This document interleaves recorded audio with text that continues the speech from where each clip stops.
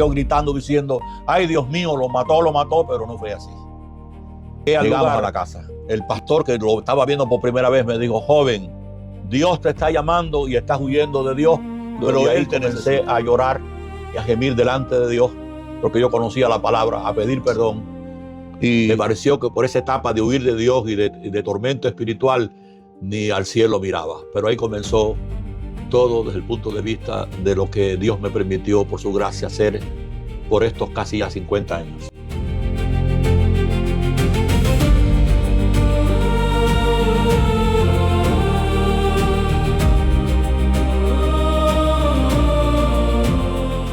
Tenemos un momento de oración, José. Padre, te damos gracias por esta mañana, porque en todas ellas, antes, ahora y después, está tu promesa presente de que tú estás con nosotros todos los días hasta el fin del mundo y que renovarás cada mañana tu misericordia, que es mejor que la vida. Entregamos a tus manos, Señor, este propósito que está moviendo al corazón de mi hermano José, para glorificar y exaltar tu nombre siempre en todo lo que digamos o seamos, que sobre todas las cosas tú seas glorificado y los que escuchen sean animados y fortalecidos para continuar siguiendo tus huellas. En el nombre de Jesús, danos tu presencia. Amén. Amén. Entonces, es un placer, un honor para mí tener al pastor Eliseo con nosotros. Quiero yo leer, y en parte la motivación de este encuentro es justamente para de alguna manera reconocer el trabajo, el esfuerzo y la vida de muchas personas, de muchos obreros que han dedicado mucho tiempo de sus vidas al ministerio, a servir a Dios.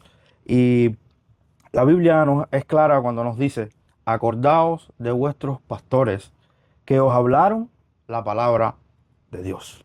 O sea que ellos, en su rol o en su responsabilidad como pastores, deben hablarnos siempre, y es lo que normalmente hacen la palabra de Dios, y la Biblia nos manda a acordarnos, a reconocerlos a ellos, y se considera cuál haya sido el resultado de su conducta e imitar su fe. Y creo que hoy estamos delante de un gigante de la fe, y aunque no conozco aún detalles de su historia, de su trayectoria, solo de verlo soy testigo y puedo dar fe de que tiene una vida digna de imitar. Entonces, pastor, cuéntanos un saludito, algo que consideres para introducirnos. Saludos a todos nuestros hermanos, siempre con el propósito, como dije en la oración, de darle gloria a Dios y animar a todos los que puedan interactuar en esta transmisión. Al Señor exaltamos y le damos la gloria y la honra, porque durante un poquito más de 46 años hemos tenido el honor no merecido de servir a Jesús. Y nací en un hogar con verdadera fe desde mis abuelos, mis padres, mis hermanas, mis hermanos. Y ha sido para mí un gozo enorme, un privilegio, en el día que sentí la voz que me llamaba, después de haber resistido y huido, como suele pasar en los seres humanos, decirle: sí, Jesús, aquí estoy en tus manos. Él ha sido fiel, eres fiel, y todo lo que yo pueda decir, expresar, testificar, que sea bueno, que fortalezca, que edifique, se lo debo a Jesús.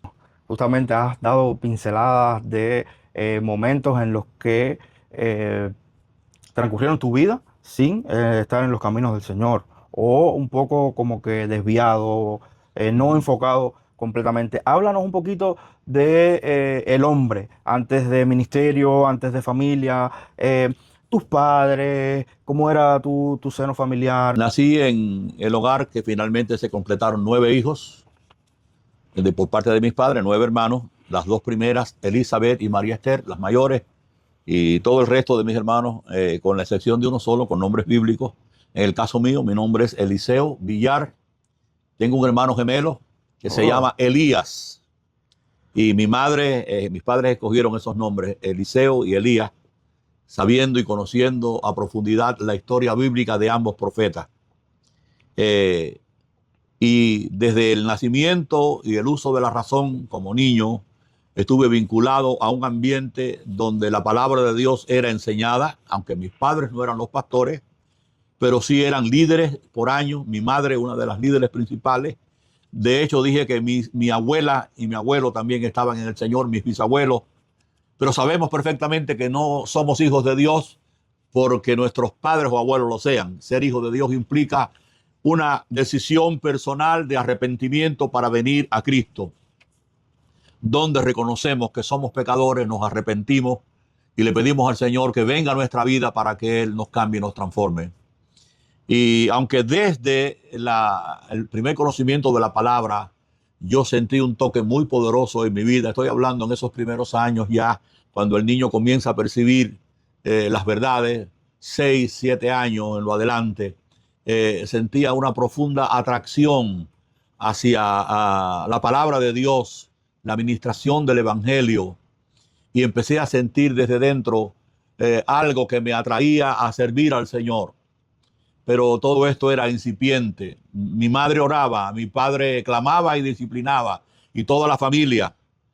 Pero en la adolescencia, ahí sobre los 12 años, aunque era ya bien fuerte el sentido y el llamado, resistí a Dios, como suele pasar en esta etapa, en los jóvenes. El llamado del mundo afuera, a tratar de ver cómo uno prueba lo que está allá. A Dios gracias, no fue largo, pero sí fue intenso. Y huí de Dios. Eso es lo que yo puedo. Huí de Dios y de su llamado. Y viví momentos de gran conmoción psicoespiritual y emocional porque estaba andando en las tinieblas, en el pecado, al resistir a Dios. Defino esta etapa con estas 3 expresiones. Se oraba mucho por mí. De todos mis hermanos, el que más alejado estaba de ese llamado de la familia a hacer para Cristo y de Cristo, era yo. Y en algún momento de mi vida, creo que parte del trato de Dios a través del clamor de mis padres, de toda la familia, yo entendí que yo estaba en una encrucijada con 3 caminos, por lo que estaba haciendo y cómo me estaba comportando: el hospital, la cárcel o el cementerio. Lo puedo decir sin exageraciones. En ese camino, breve pero intenso, esas 3 cosas estaban acechando. Hasta que llegó un momento en que el Espíritu de Dios hizo la obra. Viviendo esos momentos que acabo de narrar, donde tuve accidentes literales en mi cuerpo, algunos graves, uno de los momentos más críticos fue estando así, huyendo de Dios, como sobre los 13, 14 años, hice un coma alcohólico, ya en la madrugada, caminando por la carretera central, que en aquel momento no había autopista, entre 2 pequeños pueblitos entre Placetas y Santa Clara. Hay uno que se llama Falcón y un pequeño punto de campo llamado Manajanabo. Yo venía caminando. El agotamiento, la droga del alcohol hizo que me parara un momento y caí sobre la carretera, 2 vías nada más, y en algún momento me quedé ahí inconsciente. Cuando eso había bastante tránsito en la carretera central y neblina. Yo quedé en el recodo de una bajada con curva y había neblina. No sé qué tiempo estuve así, casi semi-inconsciente. Pero lo que recuerdo es, me estaba acompañando un hermano mío, mayor que yo. Lo que recuerdo es que de pronto sentí un ruido, un estremecimiento, y me di cuenta que era un camión grande que estaba frenando porque quedé atravesado con mi cabeza en la mitad de la vía. Debí haber muerto esa madrugada, sobre las 3 de la madrugada, es decir, que las gomas de ese camión con otro tráiler detrás debieron haberme aplastado por completo. De alguna manera ese chofer, y Dios maniobró en la misericordia, se tiró abajo, golpeó de nuevo la carretera, enderezó. Todos esos golpes me hicieron. Y mi hermano, que estaba también dormitando a las orillas, salió gritando diciendo: ay, Dios mío, lo mató, pero no fue así. Llegamos a la casa y yo entendí que sentí la voz del Señor que me habló fuertemente: estás en el límite, Entonces hubo un evento ese próximo sábado en una iglesia y mi hermano más pequeño, que hoy es pastor y predicador, Josué, tenía apenas unos 3 meses y mi madre me dijo, hijo, acompáñame para que me ayudes con el niño, que vamos a un evento en la iglesia, y ella sabiamente estaba involucrándome. Y siempre para mí, mi madre, como mi padre, pero ella fue el ángel de Dios, de carne y hueso. Y yo, claro que sentí. Ese día, Dios trató conmigo como nunca. El evento estaba desde media tarde y desde que llegué al lugar, el pastor que lo estaba viendo por primera vez me dijo, joven, Dios te está llamando y estás huyendo de Dios, pero Él te necesita. Fue lo primero que escuché cuando llegué al templo. Entonces, en el culto de la tarde, noche, ya después de una comida, yo quise irme. Habían demonios, puedo decir, luchando por que yo huyera. Y ya mi madre tenía que regresar con el niño y yo podía, pues, evadirme. Pero esa presencia misericordiosa me atrajo a quedarme. Y cuando el culto de la noche comenzó, habían casi unas 500 personas en el lugar. Un muy poderoso mover de Dios, la palabra. En este caso entendí que era absolutamente para mí, pero sabemos que no era así, pero porque el predicador, que nunca me había visto, ni yo lo había visto a él, dijo exactamente todo lo que estaba sucediendo en mi vida. Dios a través de él. Y se hizo un llamado y el altar se llenó. Yo creo que no quedó casi nadie en los bancos. Uno de los pocos que estaba en el banco resistiendo era yo, temblando, hasta que alguien vino y me dijo, poniendo la mano, joven, no resistas más. Y fue como la estallida, ¿no? Desde adentro salí corriendo buscando dónde tirarme, dónde orar. Me postré en una columna entre literalmente 100 o 200 personas que gemían en una esquina de la columna, de las columnas que sostenían el templo. Y ahí comencé a llorar y a gemir delante de Dios, porque yo conocía la palabra, a pedir perdón. Y eso fue sobre las 9 de la noche. Derramé mi alma delante de Dios en clamor, en arrepentimiento. La presencia de convicción de pecado por el Espíritu era muy fuerte. En algún momento entendí adentro que había sido perdonado, que había sido librado. Y del llanto de arrepentimiento vino el regocijo, porque me sentí nuevo, salvado, transformado. Lo entendí completamente. Y ahí también el Espíritu de Dios me dijo, te necesito y te estoy llamando. Y le dije, sí, Señor. Sí, Señor. Aquí estoy, quiero que mi vida toda sea para ti, hasta el final de mis días. Yo no tuve conciencia del tiempo que estaba pasando porque estaba bajo un impacto espiritual del Espíritu de Dios muy fuerte, porque el templo estaba lleno y yo solamente sentí que venían y ponían la mano sobre mí, pero yo estaba hablando directamente con el Señor y el pastor dijo, no lo molesten, déjelo, que Dios está tratando con él. Y de pronto sentí un gran silencio. Y volví de mi estado de postrarme en el piso, levanté el rostro. No había ya nada más que en el templo 3 personas. El pastor, mi hermana mayor y su esposo, que era como un padre para mí, habían sido mis pastores también en la niñez. Y ellos estaban esperando. Yo me paré y salí corriendo y me abracé de ellos, y llorando, y ellos también. Y cuando ya eran más de las 12 de la noche, cuando salí fuera del templo, miré y dije algo como si hacía tiempo que no notara eso, porque miré, la noche estaba bien estrellada y le dije a mi hermana, qué lindas son las estrellas. Me pareció que por esa etapa de huir de Dios y de tormento espiritual, ni al cielo miraba, pero ahí comenzó todo desde el punto de vista de lo que Dios me permitió por su gracia hacer por estos casi ya 50 años. A partir de que ya se convierte, ¿cómo empiezas a servir? ¿Cómo empiezas a involucrarte antes de ser reconocido, antes de tener determinada posición de pastorado o de liderazgo? Las primeras personas a las que ayudó, las primeras responsabilidades, desde lo más pequeño. Fue un cambio extraordinario.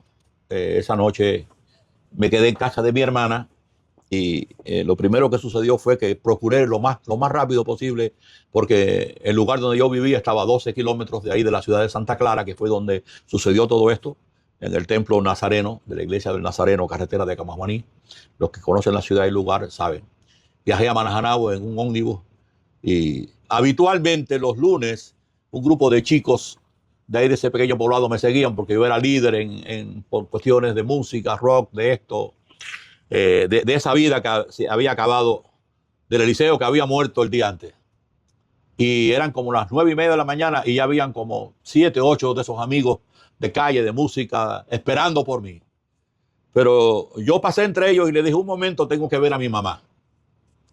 Y pasé directo donde estaba mi mamá pelando unas papas, ya preparando para el almuerzo, y me acerqué y le dije, con un gozo inefable, dije, mami, anoche le entregué mi vida a Jesucristo. Él me transformó. Y ella solamente dijo, con una voz extraordinariamente conmovida, hijo, qué bueno, qué bueno. Y entonces entendí que tenía que enfrentar la primera presión por el cambio que Dios había hecho, y salí afuera y estaban los muchachos y me dijeron, bueno, Eliseo, ¿cuándo rompemos con la música, a bailar, lo que hacíamos?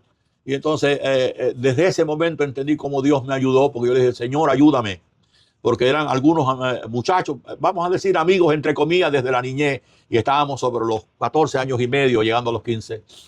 Y le dije, ayer yo morí y nací una nueva vida. Cristo me cambió, me entregué a Jesucristo. Lo siento, muchachos, los quiero, los aprecio.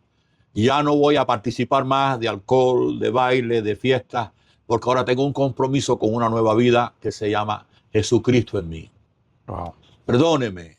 Hubo burlas, hubo blasfemia, hubo disgusto, pensaron, pero cuando notaron la firmeza, algunos se fueron cabizbajos, otros admirados, pero ahí empezó todo. Y tenía una gran pasión, le dije a mi mamá que yo quería que ella me transformara la ropa que usaba, porque usaba alguna ropa típica de los llamados hippies de aquella etapa. No tenía mucha ropa nunca disponible, éramos pobres, pero la que tenía, y ella era una gran maestra en la máquina, y así pasó, porque no me sentía mal, no porque me habían dicho que la vida cristiana era norma, yo mismo no quería usar la ropa ni el estilo de vida que había usado hasta ahí. Claro. Y brotó una gran pasión por estar en la iglesia, y el pastor, un gran pastor, y mi hermano, mi cuñado y mi hermana mayor, que eran padres espirituales, me acogieron, como siempre, me animaron mucho, me fortalecieron, y el pastor actuante en la iglesia también, él estuvo muy de cerca, y él entendió que yo podía ser de utilidad para los jóvenes, y me hizo una entrevista, habló conmigo y me dijo, ¿quieres compartir tu testimonio este próximo sábado? Y le dije sí. Y ese próximo sábado compartí mi testimonio, y vamos a decir que dentro del testimonio prediqué, y ahí empezó, ahí empezó. Ya ocupé responsabilidades en el liderazgo de los jóvenes, después un poquito más adelante, como en un año ahí, apoyando al pastor en todo lo que hiciera falta. Tenía una pasión para servir constante, permanente y creciente. Y fue algo muy poderoso, muy precioso, lo que la Biblia se llama el primer amor. Claro. Que estaba. Sí, sí. Estamos claros de que detrás de toda esta historia, detrás de todo lo que implica seguir al Señor, hay un precio. ¿Ya? ¿Cuál ha sido uno de los precios más altos que has tenido que pagar por mantenerte fiel a lo que tú crees? Renunciamiento, en el sentido general. Porque al entrar ya al Evangelio también se reordenó mi vida en el área de los estudios como testimonio, y pasó una primera etapa en que ya yo estaba terminando el preuniversitario ya como cristiano, y el primer precio es sostener ante todos a cualquier nivel que soy cristiano. Ya eso es un precio porque te hace diferente. Y en el contexto y en el momento que vivíamos. Háblanos un poquito de eso, porque no lo viví. Yo estoy convencido que no con la intensidad que usted lo vivió, pero sí me tocaron algunos visitos ya bien, o sea, un poco más acá. Hacia acá. Pero sí puedo vislumbrar que era bien difícil pues, sí, ser cristiano en medio de una Cuba socialista. Eso fue tremendo. El ataque en la escuela fue fuerte. Fue extraordinario. En el barrio, con los muchachos que uno o dos mantuvieron, los otros prácticamente se hicieron enemigos míos y me menoscababan, se burlaban. porque no fue que ellos vieron algo evolutivo, fue radical. Okay. Y las cosas radicales no gustan. Y hay cosas que tienen que ser radicales, porque si no es ambiguo. Entonces, allí en esa confrontación de una vida diferente, además, como había tenido un liderazgo en el área, es decir, los 15 que se celebraban esto, me llamaban para que yo fuera el que primero entrara a bailar, que esto, porque cosas así, de ese estilo de liderazgo mundanal. Y entonces todo eso trajo un precio. El sistema en el pueblito me confrontó de diferentes maneras porque mis padres estaban comprometidos y siempre había bastante confrontación. Pero viví por tener que estar en la escuela, los momentos más difíciles en la escuela, donde incluso se me llegó a celebrar un juicio. Wow. Porque sabiendo que ya era un cristiano comprometido, porque eso salió a la luz, aunque el cambio era radical, me pusieron una cosa absurda, horario de estudio extra sin tener una calificación académica baja, horario de estudio extra en las noches que había culto. Es decir, que la escuela esa cerraba a las 4:30, 5 de la tarde. Y yo tenía que acudir a las 7:30, de 7:30 a 9 de la noche a un estudio extra, supuestamente. ¿Cómo me negué? Absolutamente, sabiendo lo que buscaban. Entonces me hicieron un juicio ejemplarizante en la escuela por desobediencia. Estoy hablando con unos 15 años y un poquito hacia los 16. Wow. Y se celebró el juicio. Mi padre estaba realmente muy preocupado por lo que podía suceder allí y nosotros no teníamos otra opción que acudir al juicio porque a él lo amenazaron, lo coaccionaron mucho y al final, el día del juicio, mi padre con la atención propia de la presión que había recibido, acudimos. El pastor estaba allí, estaba orando. Se suponía que yo podía recibir algún tipo de condena que se había manejado sutilmente para poner presión en mis padres, que el caso era grave porque yo podía ir hacia una prisión de menores por una actitud delictiva, que no existía nada. Todo eso estaba manejándose ahí. Mis padres podían recibir la pérdida del trabajo y mi padre sí estaba muy tenso, muy tenso. Pero cuando se presentó aquel llamado juicio, porque era una cosa muy extraña, después que yo estudié más adelante en mi vida lo que es jurisprudencia, ahí no había ninguno de los parámetros para un juicio verdadero. Ahí lo que había era un programa para dictar una sentencia política y contra la fe. Pero de pronto alguien que estaba guiando esto dijo, yo creo que esto no es correcto que lo hagamos. Esto debe suspenderse porque algo aquí no está caminando como debe caminar. Así que esa persona tenía autoridad, dijo, esto queda aplazado hasta que le avisemos, váyanse. Y salimos de allí y eso nunca volvió. Pero ese fue uno de los momentos de gran tensión. El precio fue ese, no un momento, sino cada día. Un proceso. Procurar ser fieles, claro. Porque las presiones fueron siempre. Pero en estos 46 años o 50 ya de vida cristiana, y de ellos la mayoría en Cuba, brotó un pensamiento en mis reflexiones que de alguna manera tiene este contenido. Es más fácil morir en un momento de presión por la causa de Cristo, bajo una gran presión. Eres cristiano, confiesa, si no vas a morir. Y es más fácil morir ahí que por toda una vida, cada día, ser fiel. Wow. Y eso solamente se logra no porque seamos nosotros fieles, sino por la gracia de Dios obrando en nosotros. Porque siempre, cada día hay que pagar un precio. Porque Pablo dijo, cada día muero. Amén. ¿Algún momento pensaste, ya después de esa transformación, es decir, hasta aquí llegué? Bueno, en una etapa más adelante, por grandes ataques, estaba todavía muy joven. Yo estoy hablando del intervalo de 16, 17 años. Sentí que yo no era en alguna área le fallé al Señor. Y eso también fue una lección, porque dentro de mí, por la pasión y el amor que yo estaba experimentando en la presencia de Dios, pensé que jamás fallaría. desde el punto de vista por lo que yo sentía, por ese amor, por esa entrega, por esa pasión de servir al Señor. Y Él me estaba ayudando, capacitando de una manera especial. Pero hubo un momento que le fallé al Señor en un área de mi vida y me produjo un estado depresivo. Y el enemigo astutamente, que es una de las armas más sutiles y peligrosas de Satanás, tú no mereces servir a Jesús. Tú no mereces ser un cristiano. Porque tú decías que lo amabas y lo amarías hasta el fin. Y mira lo que pasó. Y hubo quizás 2 o 3 meses en que yo no quise hacer nada. Me cerré en mí mismo bajo ese pensamiento que era una trampa del enemigo. Y ese fue la etapa en que estuve así, en stand-by parado. El pastor no dejaba de visitarme, mi madre no dejaba de clamar, no dejaba de orar. La familia, la iglesia, mi hermana y su esposo y todo. Pero el trato de Dios se hizo una vez más misericordioso y grande. Y en medio de esa etapa en que yo no quería volver a la iglesia, me sentía que no era digno de eso, el Señor me hizo entender que yo no era digno por lo que yo hacía o por mis logros, sino por lo que Cristo ya había hecho en la cruz y por su sangre que se derramaba.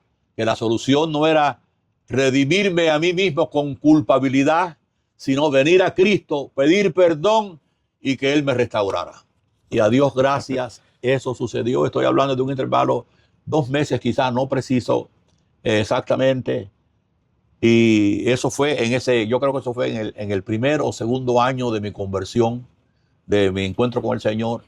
Y después de eso, no es que no hayamos tenido momentos de batallas, porque somos muy inestables los seres humanos, pero hasta este minuto que hablo, por la misericordia de Dios, por su gracia siempre, no porque yo haya sido ni sea especial, he podido sostenerme en el camino de la fe y del llamado al Señor, con mi amada esposa, mi hijo Isaac y todos los regalos que implicó su matrimonio, Yaime y las niñas. Ok, entonces ahí nos dio Sí, la intro para que entonces ahora nos cuente cómo fue el proceso de Ajá. cómo conoció a Bobby, todo lo que Correcto. pasó hasta que se casaron, tuvieron los niños. Bueno, Isaac. Ok, vamos a hablar un poquito de eso también. Ya para el segundo año de la conversión, era claro para el pastor y para mí de que yo estaba llamado a servir al Señor como pastor, predicador. Y como estaba en la iglesia del Nazareno, él me conectó con, ellos me conocían ya con el Seminario Bíblico Nazareno, Punta Brava, pasando La Habana. Y como un miembro de la iglesia del Nazareno, pues ellos estaban gozosos, yo también, de entrar allí. Y ya allí había un grupo de estudiantes, los nazarenos de raíz nazareno, que yo no era. Mis raíces evangélicas vinieron de los Pinos Nuevos. Pero pasó algo que Dios se glorificó posteriormente, y voy a decir cuando conocí a Babi y todo. Pero como al año, yo me mantenía con una gran sed de la presencia de Dios y le dije a mi pastor que cómo era posible, cuál sería la vía para que yo pudiera obtener más presencia de Dios en mi vida. Yo tenía una sed incontenible de buscar a Dios, de tener experiencias con Dios. Él me miró, él sonrió, aunque él era nazareno. Él había sido de origen un pastor con experiencias pentecostales, de renovación, de mover del Espíritu de Dios, de experiencia de dones, de hablar en lengua. Lo que pasa en el mundo carismático pentecostal. Pero él era un pastor nazareno, todo esto estaba prohibido de manera terminante allí. Ellos no estaban abiertos a nada que tuviera que ver con el mundo carismático en ese sentido, sino la llamada experiencia de la santificación total, que es una de las doctrinas cardinales de la iglesia del Nazareno. Y él me dijo, mira, Eliseo, aquí está la llave del templo. Tú sabes los días que no hay culto. Yo te recomiendo que escojas uno de esos días y ya sobre las 8:30, 9, después que ya tú limpiaste todo, entres allí y comienza a buscar a Dios.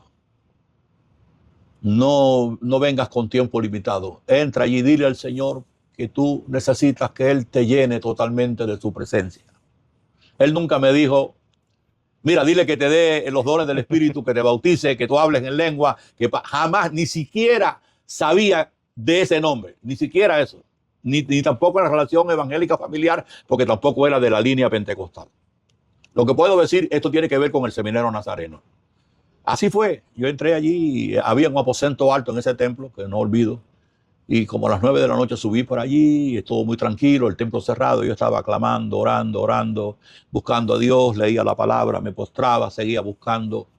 Esta es la experiencia que tuve, lo cual no certifica que sea un absoluto, pero fue la que tuve. Yo considero por los frutos que fue genuina, y más que yo no había tenido nadie que me dijera, tú tienes que tener esta experiencia, ni considero que esto es un absoluto para decir, si no es esta experiencia, tú no tienes la unción. Quiero ser muy cuidadoso en eso, porque Dios es muy grande, muy amplio, la palabra es muy amplia. Pero yo no preciso si fue 3 horas después, allá para las 4 o las 5 de la mañana, porque fue una vigilia de oración y de clamor. Pero en algún momento hubo un gran toque de la presencia de Dios sobre mi vida, como pocas veces yo he sentido y he tenido. Lo que yo puedo decir literalmente es que sobre las 11 de la mañana del día siguiente, yo tomé conciencia una vez más, porque había estado bajo esa unción, bajo esa presencia, y yo percibo que yo estoy hablando en un idioma que no es el mío. De una manera fluida, grande, gemía, lloraba, hablaba en lengua, me postraba. Nunca dije es que tengo el bautismo, ni que esto es el bautismo. Esa fue la experiencia. Y pasó un rato más, es decir, que había entrado como a las 9 de la noche y ya iban a ser casi las 11 de la mañana, y en lo que todo eso se fue aquietando y reflexioné, y yo experimenté que aquel río estaba desbordando dentro de mí, y me era muy difícil, tú sabes, moverme. Cada vez que postraba volvía a llorar, a gemir, a hablar en lengua, pero entendí que debía irme ya. Le conté al pastor y él dijo, bueno, Dios sabe lo que ha hecho contigo, pero él no quiso nunca decir, ok, eso está magnífico. Él no quería tener problemas con el concilio general. Y ya yo estaba para ir al seminario, a entrar en el primer año, ya estaba aprobado. Fue un fallo, porque si él me dice, mira, de la experiencia que tuviste, allá no debe, yo me voy al seminario creyendo que esto era parte de lo que yo podía tener en mi vida devocional, y que no había problema. Entro al seminario, conozco a los estudiantes, conozco a la que después fue, y es ahora por 46 años cumplidos, mi esposa, Babi Bárbara Jesús Alonso Medina, otros estudiantes preciosos que amo a todos. Y estábamos ya había decursado casi un año y más de los estudios, y los fines de semana teníamos un campo misionero, y yo solía en algunos momentos apartarme solo para orar, para clamar al Señor, muy privadamente. Pero una madrugada sentí ese anhelo y me voy al templo. Estoy ahí en el templo orando, clamando, y vino a aquella presencia y comienzo a hablar en lenguas. Un lugar tan quieto, tan tranquilo, eran como las 5:30. Parece que el director se había levantado y escuchó y entró, y era yo. Y ya a partir de ahí vino una situación sumamente difícil. Ya yo había orado ya habían pasado bastante tiempo, y yo había orado que Dios me guiara hacia la que iba a ser mi esposa, y tenía convicción que Babi iba a ser. Todavía no le había dicho abiertamente eso, estaba orando por ella. A veces el decursar del tiempo ya yo entendí que Dios tenía un propósito, pero el ejecutivo nazareno me llama. Yo era un estudiante nazareno del Seminario Bíblico Nazareno. Me llaman ante el concilio general de ellos y me confrontan para decirme que ellos tenían un programa muy especial conmigo. Y de todos los estudiantes que estaban allí, yo era el estudiante que ellos sentían un gran gozo y orgullo que fuera nazareno. Ya yo predicaba con frecuencia en las iglesias, en los lugares, por la misericordia de Cristo daba la palabra, y Dios había dado frutos a través de la predicación. Me dicen por primera vez, te vamos a enviar a un seminario en Costa Rica nazareno para que hagas un curso de teología y Biblia de 4 años. Eso es único, esto va a ser solo contigo. Hay todo un programa para ti, Eliseo, pero hay una condición ahora delante. Y es que la experiencia que tú has tenido, nosotros no la aprobamos, y tú tienes que renunciar y hacer un compromiso que jamás eso volverá a ser parte de tu vida. Entonces entendí enseguida lo que esto implicaba y bueno, eso fue parte de otra etapa. Entonces, con una gran convicción, porque lo que había tenido no era una experiencia emocional, sino algo profundo. No, ni siquiera te lo habían enseñado. Ni siquiera tenía enseñanza de eso, hasta ese momento incluso. Digo, bueno, yo quiero hacerle una pregunta porque ya era un año y medio ya casi realmente habíamos avanzado un año y medio. Yo a veces en los términos de tiempo me puedo fallar al narrarlo. Pero ahora recuerdo, habíamos avanzado ya un año, estábamos entrando en el otro. Digo, ya yo he estudiado a profundidad, porque es lógico, en el Seminario Nazareno la primera clase doctrinal era la entera santificación, que es la línea wesleyana de Juan Wesley. Una vez que tienes para ellos es esto, la experiencia de la santificación. Yo respeto eso, yo respeto eso. Ellos dicen que una vez que tienes esa, vamos a decirlo así en mi lenguaje, una unción de santificación, jamás vuelves a pecar. Lo cual bíblicamente no está sustentado, pero para ellos es así. No sé si eso ha cambiado, porque estoy hablando de hace 40 y tantos años atrás. Entonces yo le dije, ustedes negociarían, entregarían, cambiarían su convicción y su experiencia sobre la santificación. No, para nada, en lo absoluto, jamás, ni se te ocurra pronunciar eso. Digo, bueno, si ustedes no lo harían, ¿por qué ustedes creen que yo voy a renunciar a algo que considero genuino de parte de Dios en mi vida? No lo haré, jamás lo haré. Fue tan radical que ellos entendieron que era radical y dijo, bueno, pues la palabra fue atente a las consecuencias.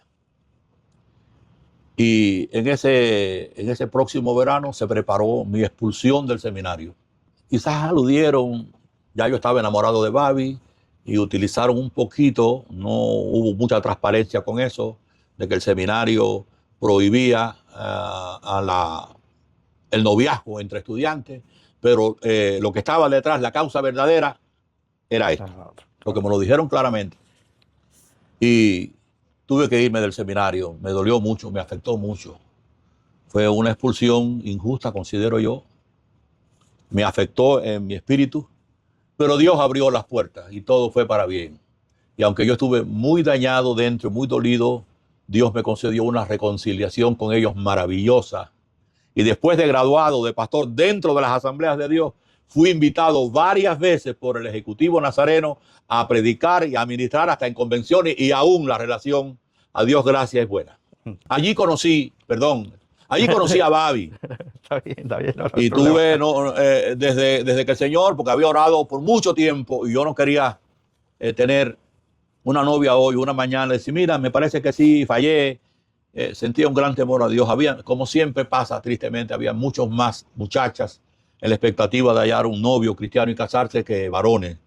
Y bueno, pero yo oré intensamente y yo le pedí al Señor que Él me guiara no a la novia, a la esposa. Le dije, Señor, yo no te estoy pidiendo una novia, te estoy pidiendo la esposa, la mujer que tú tienes para mí. Y oré por un tiempo largo por la que iba a ser mi esposa sin conocerla. La bendecía en la mañana, le dedicaba un tiempo devocional en la mañana a ella, bendícela, cuídala, protégela. Lo hacía al mediodía y en la noche. Y prepara nuestro encuentro. Oré mucho. Babi era una de las estudiantes especiales, servidora. Nos queríamos mucho desde el punto de vista de la relación de estudiantes y nunca la había mirado en esa otra dirección. Pero una mañana, en este horario intenso, ella venía caminando y con esas cosas que uno sabe que es la voz de Dios, el Señor me dijo, esa que viene caminando por ahí es tu esposa. Ella va a ser tu esposa. Es la mujer que tú me has pedido. No se lo pude decir porque oré mucho más hasta que tuve el valor y la convicción para llamarla, sabiendo que en el seminario, que fue la causa después que utilizaron, pero cuando yo se lo dije fue una sorpresa para ella, es decir, ella me quería mucho, pero nunca en esa dirección y ella dijo, bueno, yo le he dicho a mi mamá que cuando yo me case tiene que ser con un hombre que esté enamorado. Si me estaba diciendo, yo no estoy atraída por ti, como hermano sí, pero entonces yo temblaba casi ante aquello porque yo la miraba a ella. Yo podía casarme al otro día desde el punto de vista de convicción. Le dije, bueno, yo te ruego que antes de que tú des un no definitivo, nos íbamos en el receso del verano es decir, era agosto para entrar ya en septiembre, que tú ores y si al final tiene que ser no, pues será no, pero ora, porque yo estoy sintiendo algo muy genuino en mí. Y ella sí oró, y yo oré más que ella. Creo, porque yo le dije, Señor, estoy sufriendo. Si esto que yo siento no es tuyo, quítamelo, porque no me hace bien lo que yo siento adentro, porque yo la amo, la amaba con todo mi corazón y a Dios gracias. No he sido ni el esposo ni el padre perfecto, pero la amo con todo mi corazón después de 46 años de matrimonio y 3 de novio. Y pasó casi ya para concluir el regreso al seminario, nos reencontramos y todo se confirmó. Ella me miró a los ojos, yo la miré, ella empezó a llorar. Fuimos tocados, yo la abracé suavemente y no hubo que decir palabra. Sí, para nosotros ya éramos novios preparándose para casarse. Y tuve que esperar 3 años después de ese momento, porque ingresé al seminario Los Pinos Nuevos para terminar mis estudios y después ella era una estudiante del mundo pentecostal también y habían algunos de la Asamblea de Dios y Honorato Reza, el director mundial en aquel tiempo de los nazarenos, fue allí y dijo que allí no podía haber ningún estudiante pentecostal, que tenían que ser expulsados todos. Ya ahora allí no hay esa mentalidad, entiendo, pero en aquel tiempo. Y ya yo me tuve que ir, pero también Babi se tuvo que ir y todos los demás. Pero yo entré al seminario Los Pinos Nuevos ya como un estudiante de las Asambleas de Dios. Porque el mismo pastor nazareno que tanto me amó, él no estaba de acuerdo con lo que había pasado y me dio una carta de recomendación. Las asambleas me conocían, porque yo era invitado a predicar en algunas iglesias de la ciudad de Santa Clara. El pastor Héctor Pereira Sánchez con mucho amor me recibió, me dio membresía oficial y solicitó mi reingreso a Los Pinos como un estudiante de las Asambleas de Dios, que siempre la mentalidad de Los Pinos era mucho más flexible y cuidadosa con eso. Y entré a Los Pinos, pero no podía casarme siendo estudiante con novia. Tenía que esperar graduarme. Por tanto, estuvimos 3 años que no había teléfono móvil, el correo se demoraba, que yo la veía así a larga distancia o iba una vez al mes y estaba 7, 8 horas allá, predicaba en su pueblito, regresaba y hasta que ya yo me gradué y formalmente... ¿De dónde es Babi? ¿Eh? ¿De dónde es original ella? Babi es originalmente de un pequeño poblado que se llama Juan Gualberto Gómez Matanza, en el sur de Matanza o Sabanilla. Está entre Matanzas y Unión de Reyes. Yendo por la carretera que va hacia Unión de Reyes, el pueblo antes es Juan Gualberto Gómez o Sabanilla, un pueblito como de unos 5.000 o 10.000 habitantes, medianito. Y ahí estaba mi tesoro. Ahí estaba mi tesoro. Ok. Se gradúa del seminario, se casan. Bueno, estábamos en la expectativa ya del matrimonio, muy bajos recursos. Ya cuando me gradué en el seminario, la experiencia del seminario fue maravillosa. Nuestros profesores, el director Norberto de Quesada, padre, muy extraordinario hombre de Dios, los estudiantes, el liderazgo de Asambleas de Dios nos daba vuelta, estaba con nosotros. El tiempo en el seminario Los Pinos Nuevos es inolvidable para mí. De hecho, yo conocí el lugar desde niño porque las raíces evangélicas de mi familia son de Los Pinos Nuevos. Entonces yo estaba agradecido a Dios por estar allí. Lo bueno de esto fue que una vez que yo me gradué, trazamos la fecha y había un desafío. El costo mínimo de la boda, incluyendo todo lo que se necesita. La boda en aquel tiempo incluía el lugar donde se iba a producir, el acto por lo civil primero, las fotos de la boda como el recuerdo para un álbum y los gastos propios del brindis y después tener el dinero suficiente para ir a la reservación del hotel y regresar con algo, no veniendo con los bolsillos vacíos. Y realmente yo no tenía salario ni Babi tampoco. Éramos estudiantes. Claro. Dios proveyó todo lo necesario para esa boda, todo lo necesario. No faltó nada. No lo teníamos, pero Dios lo proveyó. Doy testimonio de esto. Mi esposa, todos esos 3 años estuvo trabajando, lavando y planchando, porque ella no pudo continuar acá estudiando. Ella, lo que estudió allá fueron 2 años porque no podía coincidir conmigo. Ella lavaba y planchaba a la vez que servía en la iglesia local, en ese pueblito, y acumuló todo el dinero para comprar todos los útiles de cocina y cosas necesarias para el hogar cuando nos casáramos, con su trabajo. Y trabajaba bastante.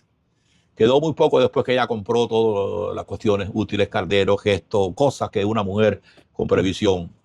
Pero cuando empezamos con los primeros gastos de la boda, que fue en la ciudad de La Habana, en el templo de Infanta, esquina Santa Marta, que nos conocían de toda la vida, y la familia de Babi vivía accesible desde Matanza allá, y mi familia muy lejos.